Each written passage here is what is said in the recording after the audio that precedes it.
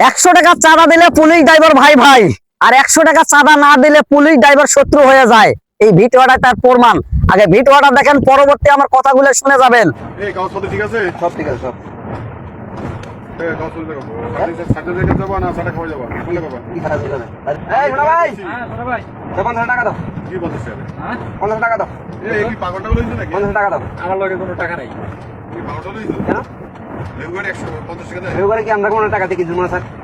এবারে কথাগুলো আপনারা শুনলেন। এই ভিডিওটা আপনি একজন দেশের সচেতন নাগরিক হয়ে থাকলে অবশ্যই ভিডিওটাকে শেয়ার করে দেবেন, কারণ এটা আপনার দায়িত্ব এই ভিডিওটা শেয়ার করে দেওয়ার। একজন পুলিশ দেখেন গাড়ির সমস্ত কাগজপাতি থাকার পরেও 100 টাকার জন্য সে থানায় নেওয়ার হুমকি দিছে। তার মানে কি? তার কাছ থেকে চাঁদা নিবে। পুলিশ ড্রাইভার ভাই ভাই, 100 টাকা দিলে কোনো আর কথা নাই, এই কথাটাই তার স্লোগান। তো সবাই ভিডিওটা বেশি বেশি করে শেয়ার করে দিবেন। এই বেচারিকে যাতে সাসপেন্ড করে রাখা হয়। আর এই বেচারির পুলিশের চাকরি করার কোনো যোগ্যতা নাই, কারণ হচ্ছে ঘুষ টুস দিয়ে এই চাকরি নিছে।